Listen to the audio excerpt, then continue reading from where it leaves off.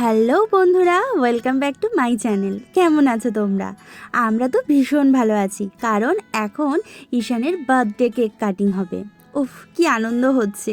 কোন সকালে গিয়ে ঈশানের বার্থডের কেক নিয়ে আসা হয়েছে, আর এখন সেই কেক কাটিং হবে।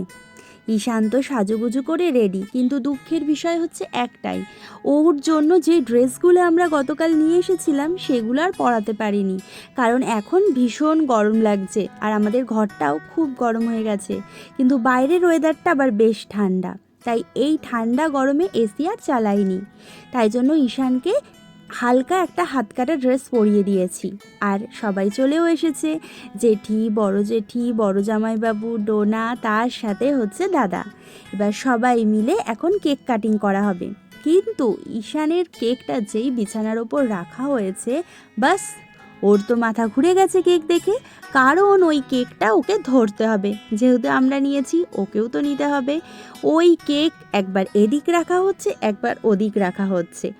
ওরই মধ্যে জেঠি আবার ওর জন্য গিফটও নিয়ে এসেছে জন্মদিনের, একটা খুব সুন্দর পুতুল।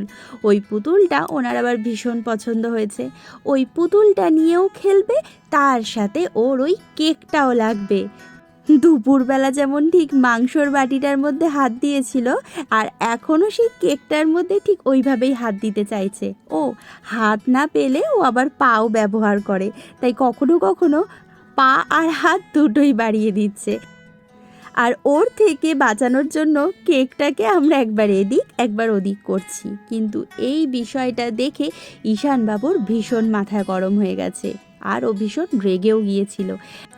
তার মধ্যে এই বার্থডের ক্যাপটা ওকে আরও বিরক্ত করে দিয়েছে, কারণ যে কোনো রকমের ক্যাপ ওর পরতে একদমই পছন্দ করে না। তাই এইটা পরাতে যাওয়ার সময়ও ও একই রকম, ও এটা নেবে, ও এটা কিছুতেই পরবে না। তারপর যাই হোক, এই সমস্ত ঝামেলাটা তো মিটলো, কিন্তু কেক কাটিংয়ের সময় ঈশান যা করেছে সে আর তোমাদের কি বলবো। কেক তো আমি ওকে নিয়ে কাটাতে বসেই পড়েছি, কিন্তু কেক কাটবো কি, ও তো সমান নেই, কেঁদে যাচ্ছে।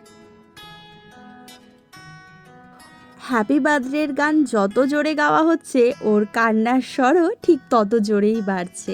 তো যাই হোক, কোনো রকমে কেক কাটিং করা হয়েছে। ওর দিদিভাইও ওকে অনেক বোঝানোর চেষ্টা করেছে, কিন্তু ও তো থামবে না, কারণ ও ভীষণ রেগে গেছে। তো এই পরিস্থিতিটা আমরা কিছুতেই সামলাতে পারছিলাম না। ও হাত পা সব দিয়ে কেক ধরবে আর কিছুতেই কেক খাবে না, তার ওপর শুধুই কেঁদে যাচ্ছে। আর আমি ওকে কী করে কি বোঝাবো, কী করে কি শান্ত করবো আমি জানি না। আর সবাই ওকে দেখে হাসাহাসি করছে। এই চলতেছে বার্থডে ইভিনিংয়ে ঈশানের কান্না, ওকে বোঝানো যে বাবা চুপ করে যা, কাঁদিস না, আজ তোর জন্মদিন, আনন্দের সাথে কেক কাট। বাট উনি আর কি বুঝবে, উনি তো কেঁদেই যাচ্ছে।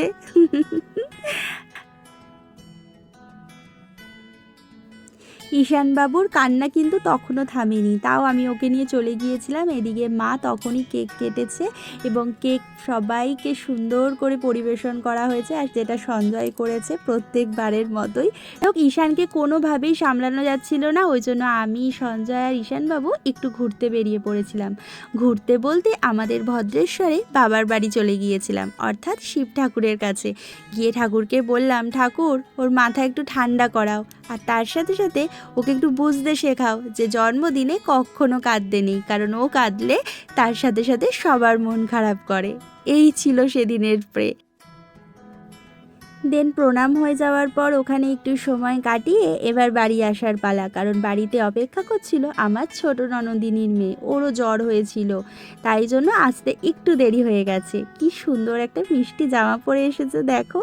তো এই যে উনি আবার গিফটও নিয়ে এসেছে ভাইয়ের জন্য, ভাই আবার গিফট পেয়ে আর ঘুরতে গিয়ে একটু খুশি হয়েছে।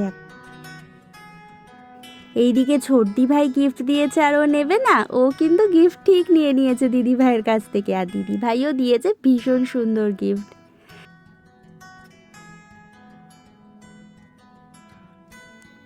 তারপর দাদুনের ফটোর সাথে ঈশানের একটু খেলা। বাপির ফটো দেখলেই ঈশান এখনও হাসে। বাপি ওই দূর থেকে তোকে আশীর্বাদ করেছে, ঈশান তুই অনেক বড় হ আর অনেক ভালো থাক। ঈশান তোমাদের সকলকে জানায় প্রণাম। তোমরাও ঈশানকে আশীর্বাদ করো।